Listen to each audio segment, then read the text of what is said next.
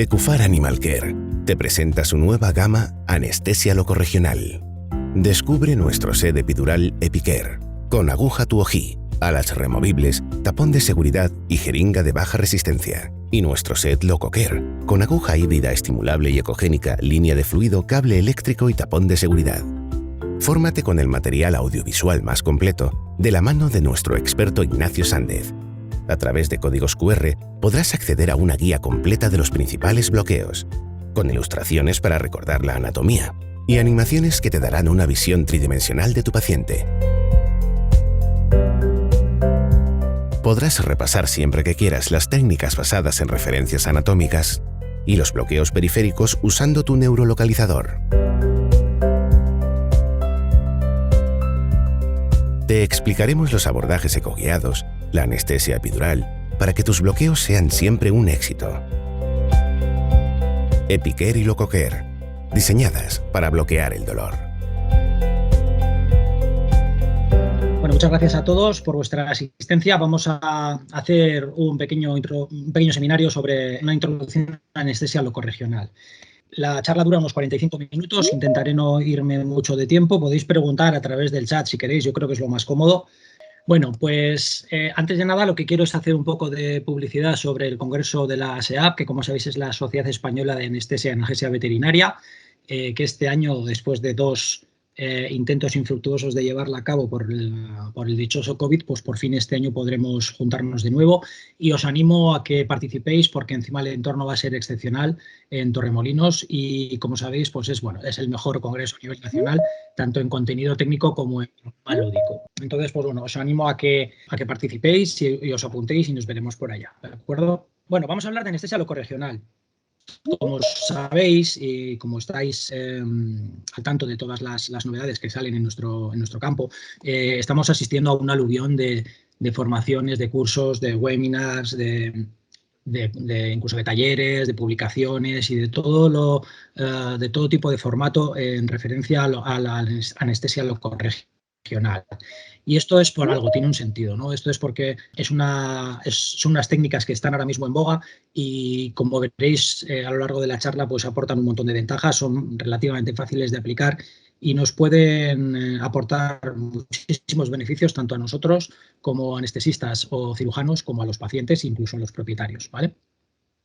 Hablamos que son técnicas, mucha gente me suele decir, bueno, es que esto es el futuro porque es una cosa súper novedosa y tal. Y cierto es que en veterinaria de pequeños animales es algo que está despuntando ahora, pero por ejemplo en medicina humana y en los compañeros de grandes nos llevan mucha ventaja, nos llevan muchos años de ventaja porque llevan aplicándolas un montón de tiempo.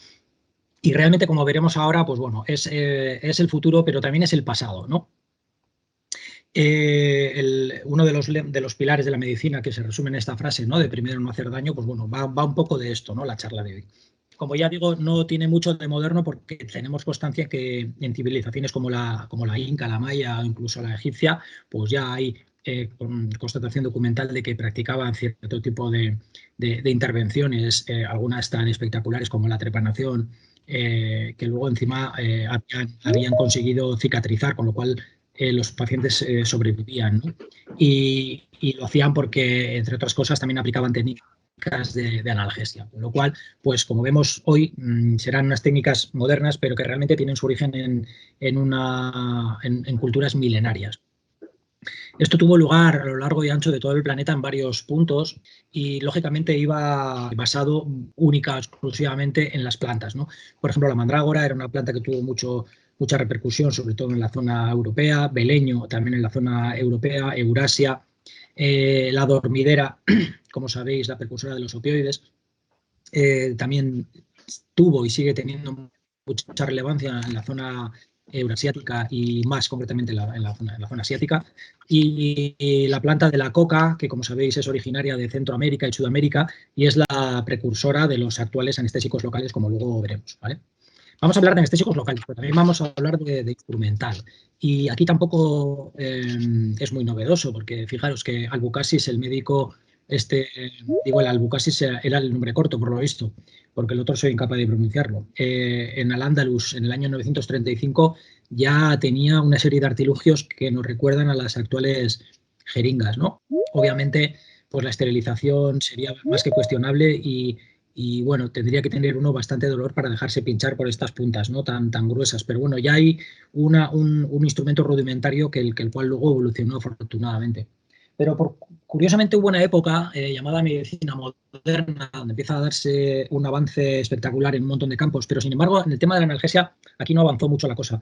Este es Dominique Jean Laguey, que fue el cirujano jefe de la corte de Napoleón, del Imperio Napoleónico, quería decir, que se jactaba y creo que aún hoy en día ostenta el récord de las amputaciones más breves, ¿no?, de la historia. Hacía amputaciones de miembros en cuestión de segundos. Obviamente no le prestaba mucha atención al tema de la analgesia y os podéis imaginar que no habría ni ligadura de vasos ni nada y que gran parte de los pacientes morirían. Muchos de ellos incluso quedarían inconscientes por el dolor. Ya más si hablamos de otro tipo de cirugías, pues qué decir tiene que se hace más que necesario el pensar en la analgesia, ¿no? De esta época, bueno, un poquito más posterior, tenemos las imágenes todas en mente del sacamuelas, ¿no?, de pueblo, que era el barbero o era el herrero o era el chico para todo, que básicamente se fundamentaba en los principios de la física, haciendo tracción por un lado y soporte por otro, ¿no? No había más truco aquí, no había analgesia ni nada. Esto ya empezó a derivar en la necesidad de una anestesia general, ¿no? Una fecha clave en la historia de la anestesia fue 1860 porque Niemann, científico alemán, consiguió aislar el alcaloide de la cocaína, de la planta de la coca, y se popularizó muchísimo su uso en la sociedad. Al principio como unas gotas para aliviar las molestias bucodentales o las molestias bucofaríngeas. Más adelante formó parte de la bebida más famosa de la historia, ¿no?, la Coca-Cola, que por eso se llama Coca-Cola, que en sus orígenes contenía cierta cantidad o cierta concentración del alcaloide de la cocaína. Esto generó una serie de problemas a nivel social, de adicciones y de comportamientos psicopatológicos, ¿no? Y se empezó a pensar en alguna fórmula que reuniera los beneficios de la cocaína, pero sin los efectos adversos de esta, como por ejemplo la adicción o las neurosis que producían. Paralelamente también se fueron desarrollando ya herramientas de inyección más sofisticadas que permitían una esterilización, generalmente con agua hervida, pero bueno, ya se cuidaba más la esterilización y, como veis, pues los instrumentos punzantes eran ya un poquito más delicados y ya invitaban más, ¿no?, a que uno fuese inyectado con una de ellas, porque desde luego las que hemos visto antes, pues la verdad es que daban un poco de miedo, ¿no?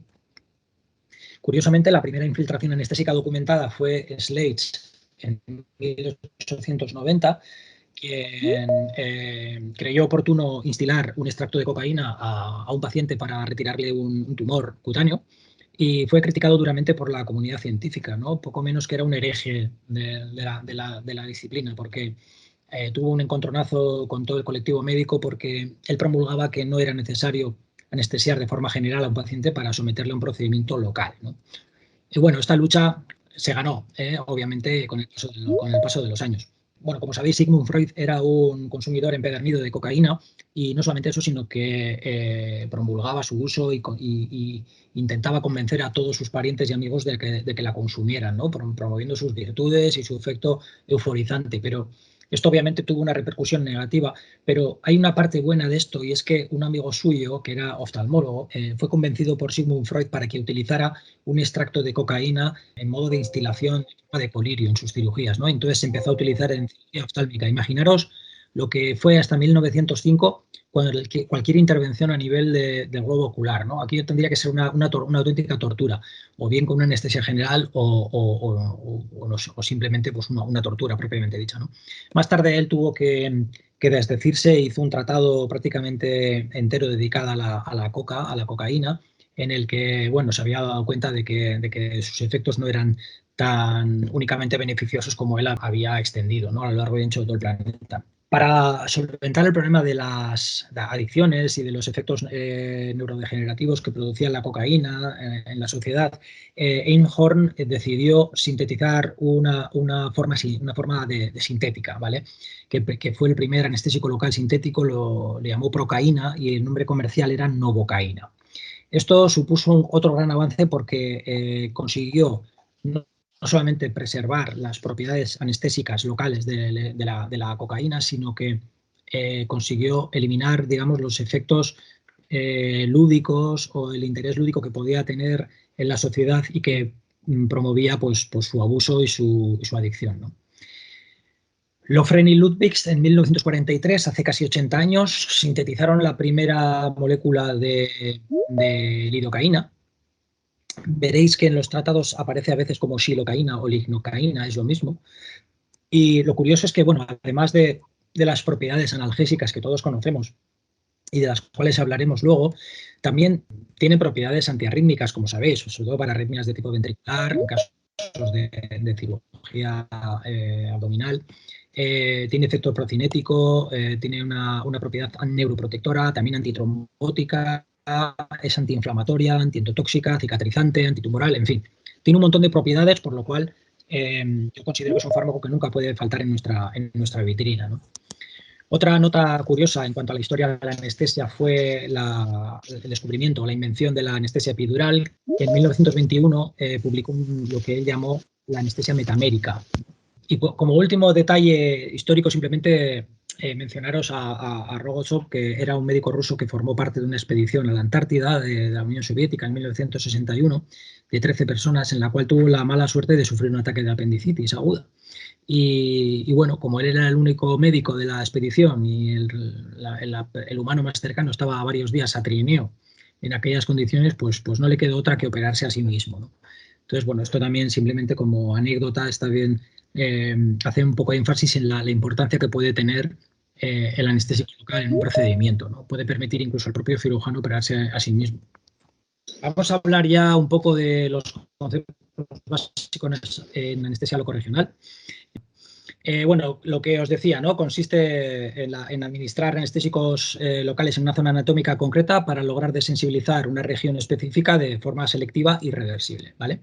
Muchas veces comento a los compañeros las virtudes, ¿no?, de la anestesia locorregional y me dicen que, bueno, que ellos en principio no son traumatólogos, que lo ven interesante, pero que no hacen traumatología, ¿no? Entonces, obviamente, sí que está claro que en cirugía ortopédica tiene mucha importancia, pero no solamente en esta, no es necesario ser traumatólogo para beneficiarse de sus propiedades.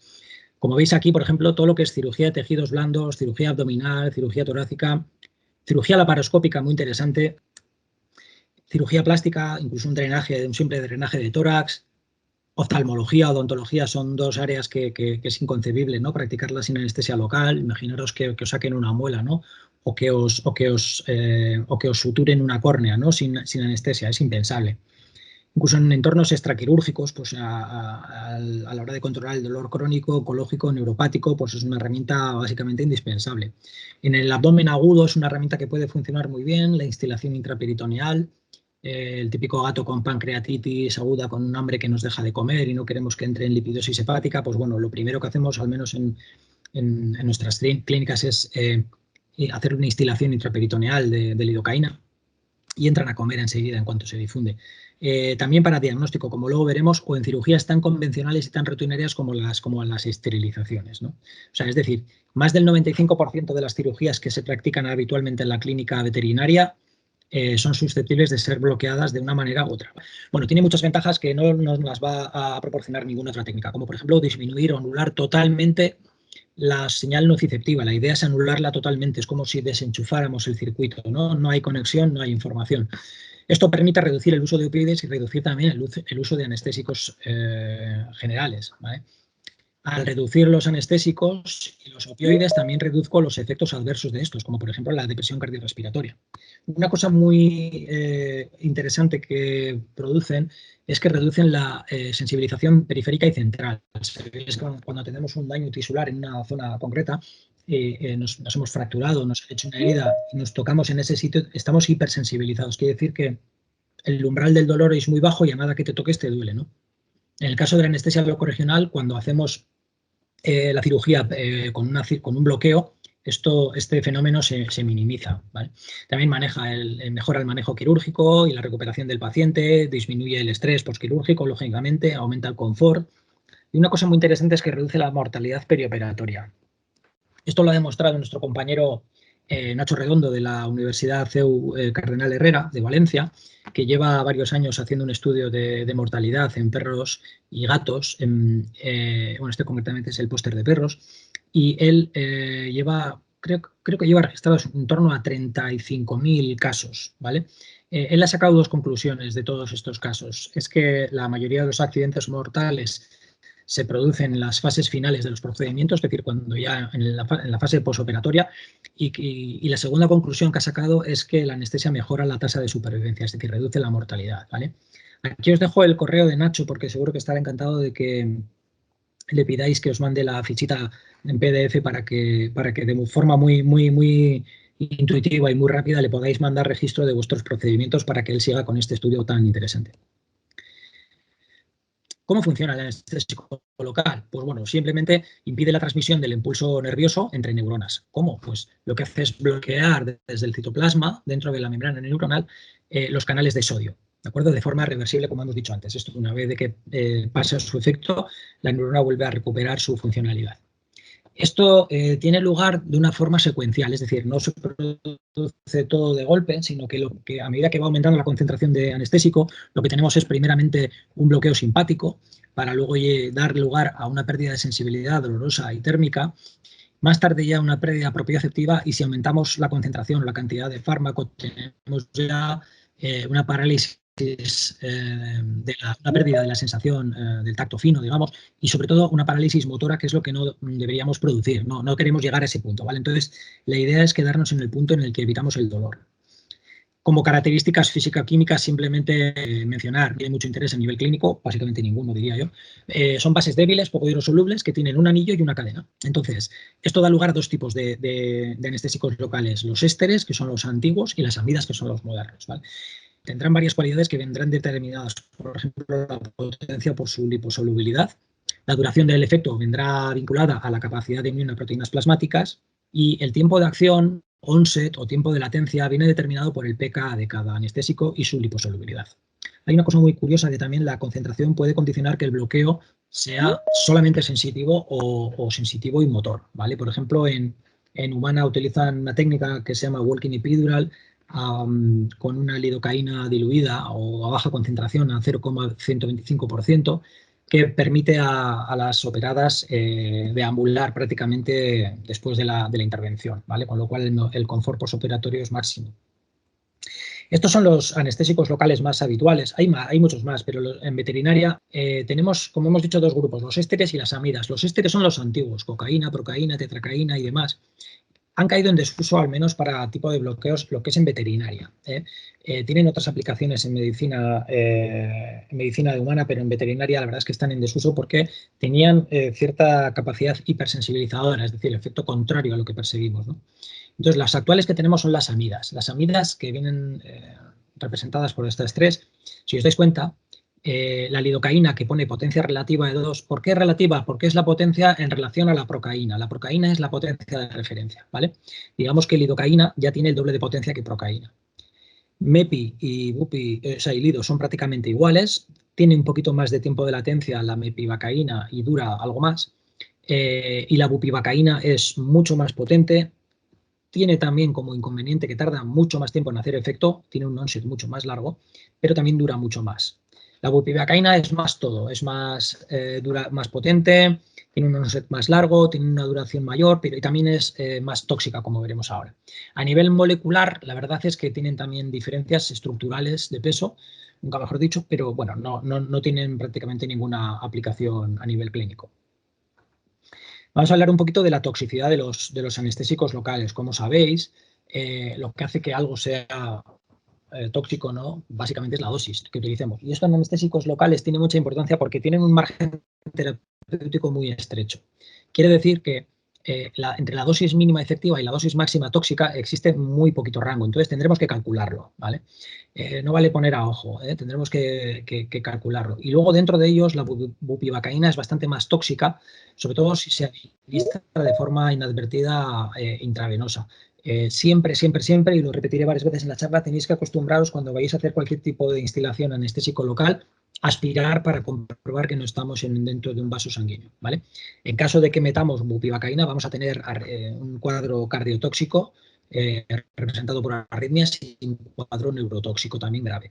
En ese caso, lo que hay que hacer, el protocolo dicta una administración de intralipid, que es una emulsión lipídica que no todo el mundo tiene en la clínica y que algunos pretenden subsanar o sustituir por el propofol. No es una buena idea. El propofol sí que es cierto que es una solución, es una emulsión lipídica, pero la dosis que necesitaríamos para arrastrar del torrente sanguíneo estos anestésicos locales rozaría la toxicidad del propio propofol, con lo cual no es una buena idea, ¿vale?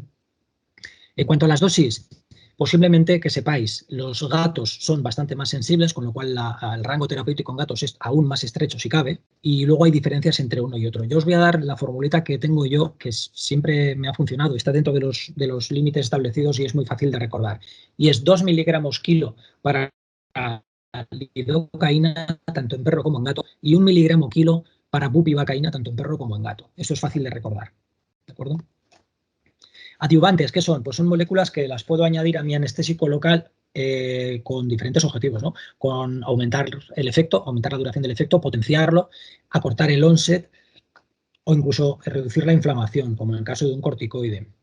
En humana a veces añaden bicarbonato sódico para reducir el dolor en el punto de inyección, porque los bloqueos nos los hacen en vivo, pero esto en veterinaria no tiene mucho sentido. Una molécula que cumple muchas de estas características, sobre todo aumentar la duración, acortar el onset y reforzar la analgesia, es la dexmedetomidina. Lo pongo así en esmiriliado porque no hay un registro como tal, pero la bibliografía está plenamente documentado el uso de dexmedetomidina como coadyuvante en los anestésicos locales. Se utiliza 1 microgramo por mililitro de anestésico local a emplear, ¿vale? Con esto podemos incluso duplicar la duración del efecto, reforzando y acortando el onset, ¿vale?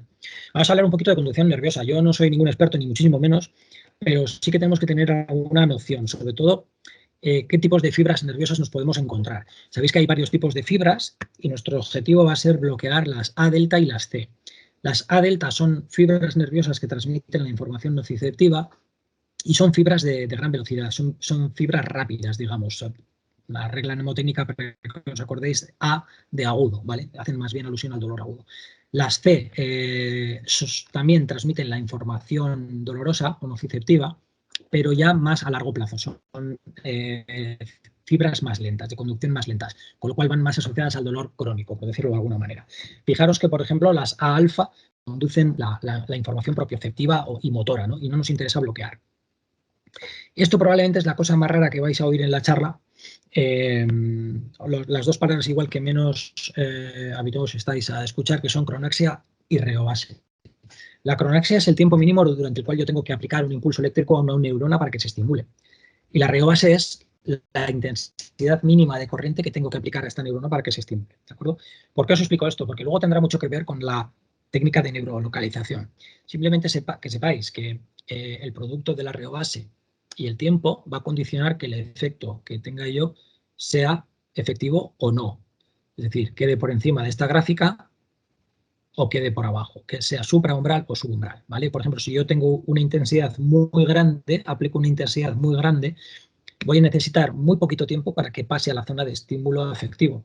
Mientras que si aplico un estímulo muy bajo en intensidad, voy a tener que aplicarlo durante mucho tiempo en el tiempo para que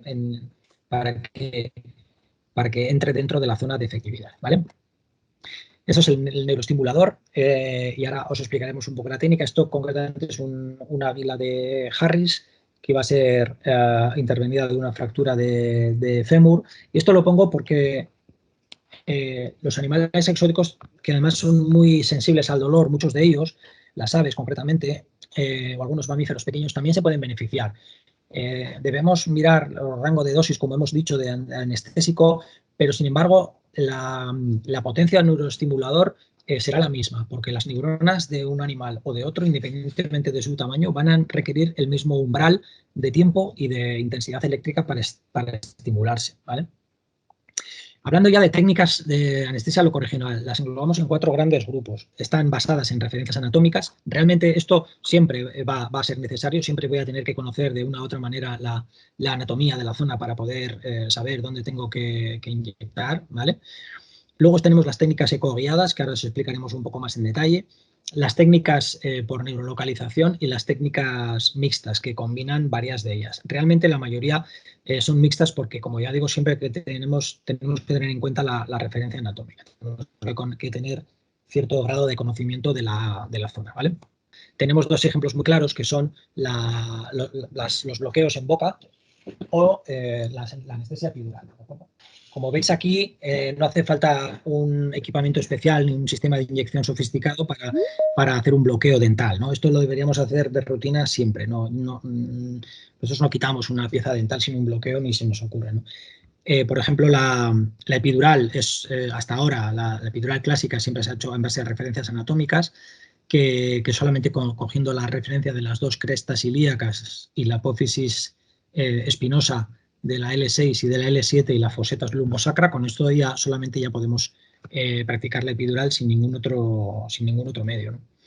Las técnicas ecoguiadas son el gol estándar, quiere decir que son las de referencia y son las que tienen más fiabilidad. Para ellas necesitamos una sonda lineal, preferentemente, cuanto más megahercios tenga, mejor. Y si encima tiene Doppler color, pues tanto mejor, ¿vale? Sí que requiere un poco más de curva de aprendizaje y requiere experiencia. Son técnicas que, bueno, si uno sobre todo no está familiarizado con la ecografía, como es mi caso, por ejemplo, pues cuesta más aprender y cuesta localizar, pero la verdad es que nos permite, además de localizar el nervio, bloquear en sí, también nos permite determinar las zonas a evitar, por ejemplo, en este caso, pues los vasos sanguíneos, ¿no? Sobre todo si tiene doble color. Y esto es un poco lo más difícil de explicar, lo que me resulta más difícil de explicar, en qué consisten las técnicas de neurolocalización o neuroestimulación. Bueno, pues este es el aparato, este es el neuroestimulador, es un aparato que emite unos pulsos eléctricos a una frecuencia que yo le pauto y a una intensidad que yo le modulo con esta perilla, ¿vale? Tiene una salida eléctrica que tiene dos cables, este va a un electrodo que puede ir a una pinza a cualquier parte del animal y el otro va conectado a nuestra aguja de neuroestimulación. Esta aguja de neuroestimulación está aislada en toda su extensión, salvo en la punta, por lo cual es aquí donde se generan las ondas eléctricas que van a estimular el nervio. Paralelamente yo tengo una línea de fluidos, como si fuera de un gotero normal, en la que yo previamente he purgado, he cebado mi anestésico local. Entonces, ¿qué hacemos? Aproximarme por una referencia anatómica al nervio donde yo considero que pasa el nervio. Son básicamente nervios mixtos. ¿Por qué nervios mixtos? Porque son sensitivos y motores. Tienen un componente sensitivo y un componente motor. Es decir, tendrán fibras del tipo A alfa, que son motoras, y tendrán fibras del tipo A, del tipo B y del tipo C. ¿De acuerdo? Las que yo quiero bloquear son estas, pero estas, las A alfa, las motoras, me van a permitir localizar el nervio, porque van en la misma vaina, ¿de acuerdo? Entonces, el fundamento de esta técnica es desensibilizar o bloquear al componente sensitivo gracias al componente motor. Entonces, ¿cómo hago? Yo pincho en mi sitio, en el lugar de referencia anatómica, y lo que voy haciendo es teniendo unos campos de acción que serán tanto mayores cuanto mayor sea la intensidad que yo le he programado o le he pautado a mi neuroestimulador. A medida que me acerco al nervio, cuando llega un momento en que ese nervio provoque una respuesta motora en el miembro. Por ejemplo, en el nervio femoral, por ejemplo, la respuesta es de patada, es la hiperextensión de la pata, ¿no? Entonces, cuando yo vea que están extendiendo la pata, ya es que estoy allá. ¿Qué hago en ese momento? Bajo la intensidad de mi neuroestimulador. Al bajar la intensidad de mi neuroestimulador, si en lugar de 3 miliamperios que llega hasta aquí el radio de acción, le pongo en 1, pues o en 1,5 se me va a poner aquí, con lo cual dejará de haber respuesta. ¿Qué tengo que hacer? Pues volver otra vez a acercarme con la punta al nervio hasta que vea que tenga otra vez respuesta motora. En ese caso, vuelvo otra vez a bajar la intensidad de mi neuroestimulador de tal manera que en 2 o 3 pasos tengo la respuesta máxima esperada con la mínima intensidad. Y esto significa que estoy ya justo encima del nervio, ¿de acuerdo? Entonces, cuando pasa esto, lo que hacemos es, primero, aspirar para ver que no estoy en un vaso sanguíneo, y cuando ya veo que estoy a eso, como os digo, a 0,4, que sería la mínima, tengo la respuesta motora buscada, quiere decir que estoy a menos de 1 milímetro de la vaina nerviosa. Y lo que hago al instilar es rodear toda la vaina nerviosa de mi anestésico local. hago una especie de donuts, que llaman algunos, que se ve ecográficamente como un donuts, ¿vale? Luego hay otras dos pruebas, tengo que aspirar y tengo que ver que no tiene resistencia, porque si pincho el nervio, como sale aquí que está a punto de pincharlo, os diré que es prácticamente imposible pinchar un nervio. Algunos suelen poner la comparación de un martini con la aceituna flotando e intentar pincharlo con el palillo. Es imposible, ¿no? Bueno, pues esto es un poco lo mismo, ¿no? Y lo que hacemos luego, bueno, si tuviéramos resistencia sería que estamos intraneural, tendríamos que retirar un poco, ¿de acuerdo? Pero lo que hago antes de instilar es bajar a 0,2 el neuroestimulador. ¿Para qué? Para ver si a 0,2 tengo respuesta, porque si a 0,2 tengo respuesta también puede significar que esté intraneural, con lo cual tendría que retirar. Cuando ya he comprobado que estoy a menos de 1 milímetro y no tengo respuesta a 0,2, entonces instilo el anestésico, ¿vale? Vamos a hablar un poquito de anestesia epidural. Todos sabéis lo que es la anestesia epidural. Consiste en localizar el espacio epidural, atravesar el ligamento amarillo y ir progresando con la aguja hacia el canal medular hasta que me encuentro en una situación en la que pongo aquí una gota de anestésico que hace menisco en el cono de la jeringa, y cuando llego al espacio epidural, que se caracteriza, entre otras cosas, por tener presión negativa, se da una succión de esta gota por la propia presión negativa. Eso me confirma que estoy en el espacio epidural. En ese momento lo instilaré. Aquí hay que tener en cuenta dos cosas. Cuando vayamos a hacer una epidural, o nosotros al menos así lo hacemos, calculamos dos cosas. Calculamos primero lo que es la cantidad de anestésico local, lo que hemos hablado de 1 miligramo kilo de bupivacaína por kilo de paciente. Nosotros solemos añadir también 0,1 miligramos kilo de morfina. Es la única indicación en la que utilizamos morfina, porque para el otro está la metadona, pero su baja liposolubilidad hace que nos provea hasta 24 horas de analgesia en conjunción con la bupivacaína. Es muy efectiva, ¿vale? Y luego lo otro que hacemos es mirar la distancia occipito-coccígea, que es con una cinta métrica medimos desde el occipital hasta el comienzo de la cola la distancia que hay. ¿Por qué? Porque no es lo mismo anestesiar un carlino de 5 kilos que tiene forma de croqueta gigante a aquel que con 5 kilos tiene forma de salchicha, ¿vale? Entonces tenemos que ajustarlo a volumen. Muchas veces simplemente en la presentación ya nos queda ajustada, pero si no, lo que haremos será 0,1 mililitro por centímetro de distancia occipito-coccígea de mi paciente. Es decir, si mide 50 centímetros, pondré 5 mililitros. Si ya los tengo cargados, pues ya está perfecto. Pero si tengo cargados 3, pues tendré que rellenar con 2 de salino hasta completar los 5, ¿vale? Hay que avisar siempre al paciente de que hay que depilar la zona, hay que hacer muy buena asepsia de la zona, y que ese pelo a veces no sabemos por qué no vuelve a salir, y a veces tampoco sabemos por qué sale, pero sale depigmentado y se queda blanco el resto de su vida, ¿vale?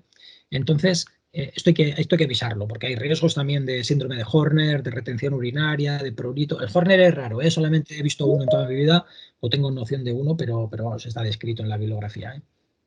Esto es una manera muy chula de hacer la epidural en los gatos a nivel sacrococcígeo, donde no hay terminaciones nerviosas y por tanto no podemos producir ningún daño neuronal, ¿vale? Aquí ninguna laceración de ningún nervio, quiero decir. Nosotros lo que buscamos es justo aquí el espacio sacrococcígeo, haciendo bisagra, ¿no? con la cola, localizamos cuál es la parte móvil y cuál es la no móvil, ese es el espacio sacrococcígeo, y en ese punto lo que hacemos es poner nuestro neuroestimulador a 0,7 miliamperios y directamente ya ir progresando, ¿no? Cuando vemos este movimiento lateral de la cola, quiere decir que ya estamos en espacio epidural. Y en ese momento, por el cable paralelo que lleva la aguja de neuroestimulación, hacemos la infiltración, ¿vale? Es muy efectivo, muy fácil de hacer, y la verdad es que todos los pacientes que duermo de la especie felina para cirugía abdominal o de extremidades o de cola, que es lo que anestesio con esta técnica, pues van con la epidural por neurolocalización. Otras técnicas que están muy bien y son muy fáciles de hacer son las técnicas a volumen. Os pongo aquí el ejemplo del TAP block, que muchos ya lo conoceréis, es el bloqueo del plano transverso del abdomen. Necesitamos un ecógrafo, una sonda lineal, sobre todo si nuestro animal es muy pequeño, y cuando ponemos nuestra sonda en el flanco del animal, lo que vamos a ver es estos 3 planos musculares: transverso del abdomen, oblicuo interno y oblicuo externo. Se ven muy bien, y si no se ven vais girando en un eje o en otro hasta que lo veis, ¿eh? No tiene ningún misterio, lo hago hasta yo. Entonces, una vez de que ya tenemos localizados y bien ubicados los 3 músculos, lo que hacemos es encontrar esta línea, la que está entre el primero y el segundo. En ese momento, ahí inyectamos con nuestra aguja ecoguiada, por técnica ecoguiada, inyectamos la cantidad de anestesia que le corresponda, y esto difundirá por todo el espacio interfacial. ¿Qué ocurre? Que entre estos dos planos musculares transcurren una serie de nervios que recogen toda la sensibilidad de la piel del abdomen y de la pared abdominal. Y también, de alguna manera, no se sabe todavía muy bien cómo, pero también aporta cierta analgesia a nivel visceral, de algunas vísceras. Es una técnica súper útil en procesos de laparoscopia, en mastectomías, en cesáreas, en cirugía abdominal, laparotomías. Entonces, pues bueno, es una técnica que os animo a hacer, sobre todo los que tengáis ya un ecógrafo con sonda lineal. Hay otras técnicas como el bloqueo intravenoso de Bier o el bloqueo intratesticular, que supongo que la mayoría de vosotros ya hacéis, el splash o la irrigación directa sobre el vehículo ovárico, incluso el cierre de cavidad abdominal en la línea media, pues podemos aplicar allí un splash, un riego, ¿no?, de anestésico local, y sí que favorece también la analgesia. Pero luego hay otras cosas, otras aplicaciones, ¿no?, como por ejemplo, pues inyección en los puntos gatillo para evitar cojeras, bloqueo de plexos simpáticos, ablación por radiofrecuencia. También se pueden hacer catéteres de irrigación. Esto es muy útil sobre todo en las amputaciones totales y subtotales, y en las mastectomías nosotros lo hacemos mucho. Las inyecciones intra y periarticulares, la intubación en gatos, pues tiene un montón de aplicaciones, ¿vale? Incluso el diagnóstico de cojeras. Hay ciertos bloqueos que nos van a permitir saber si este animal, la cojera de este animal es debida a una lesión en tal nervio, porque cuando lo bloqueo resulta que la cojera desaparece, con lo cual me vale para confirmar mi teoría, ¿no? Hay un bloqueo que es muy efectivo y muy práctico, que es el bloqueo del erector espinal, que aporta analgesia en una zona muy extensa del cuerpo, en toda la zona troncal, ¿no? Puede aportar analgesia desde la zona del tórax hasta casi la zona de la cadera, ¿no? En medicina humana se utiliza incluso para intervenciones de cadera, según a qué nivel se haga. O sea, fijaros si tiene aplicación y si tiene utilidad, ¿no? Y bueno, esto es lo que era la anestesia locorregional. Os voy a hablar un poco de lo que os traemos como novedad, que es la gama Epicare y Locoker, ¿no? Epicare es nuestra aguja de Tuohy o Tuohy, como dicen algunos. Viene en 3 gauges y aquí, como veis, una ampollita, que es una ampolla testigo. Nos va a permitir que nos avise en caso de que pinchemos o entremos de forma accidental en un plexo venoso. Tiene la punta curvada hacia arriba, como veis. Esto es una aguja Tuohy. Esta aguja tiene un filo poco desarrollado, lo cual es poco cortante y permite deprimir hacia ventral el espacio epidural, favoreciendo la inyección y no perforando la dura madre. Es muy segura para estas técnicas. Viene con su fiador, viene con la ampollita, como os digo, y las salitas se pueden quitar o poner a voluntad si queremos hacerlo con una mano o si queremos hacerlo con 2. Sabéis que existen las 2 técnicas. Y una novedad que incorporan y que no habíamos encontrado en el mercado es que tienen una jeringa de baja resistencia. ¿Esto qué es? Es una jeringa en la cual el émbolo no tiene ninguna resistencia al paso, va loco por aquí, ¿vale? ¿Y qué ocurre? Cuando yo pongo ya la gota pendiente y veo que hay succión porque estoy en un espacio con presión negativa, cargo mi anestésico local en esta jeringa y el simple peso de mi dedo va a permitir que entre, es decir, no tiene ninguna resistencia. Y esto me confirma que estoy en espacio epidural. No que no tenga resistencia, sino que incluso favorece, ¿no?, porque hay presión negativa. Solamente hay 5 referencias de 2 longitudes distintas y de 3 calibres mezcladas en conjunción con los líderes de opinión que nos han dado aporte en este tema, que nos han dado apoyo, pues hemos convenido que estas 6 referencias son más que suficientes para bloquearlo todo, ¿no? Entonces hemos pretendido pues simplificar y no liaros la manta, ¿no? Entonces sabemos que con estas van a ser más que suficientes. Fijaros aquí, esto es un bloqueo interpleural, fijaros en la aguja, arriba la gota, fijaros cómo entra, ¿vale? Ahora lo voy a poner otra vez. ¿Por qué os lo pongo aquí? Porque aquí se ve muy bien. Este es el mismo efecto que vais a ver en la epidural. Es decir, yo pongo aquí la gota y cuando ya empiezo a progresar la aguja hacia abajo y entro en un espacio interpleural que también tiene presión negativa, se produce la succión. Esto me confirma que estoy. Esto es muy útil. Esta aguja nos permite hacer el bloqueo tanto en epidural como en interpleural. Una sola inyección me produce analgesia de todo el hemitórax.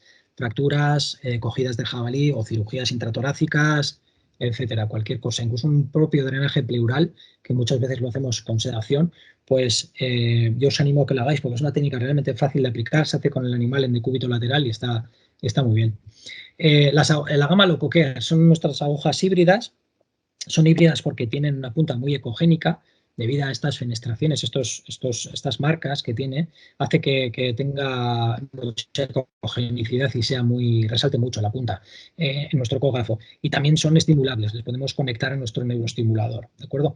También tienen la opción de poner o quitar el cable de inyección según nos convenga. A veces nos convendrá hacerlo con el cable, con la extensión, y a veces nos convendrá aplicar directamente. Pues bueno, es una aguja muy versátil que permite esto. Y el kit viene compuesto de la aguja, lo cual, bueno, llevamos mucho tiempo probándolas y a todo el mundo es muy manejable, es muy grande, muy amplio, lo podemos manejar con 3 o 4 dedos incluso, y esto nos da un agarre que no hay otro que tenga el semejante agarre, ¿vale?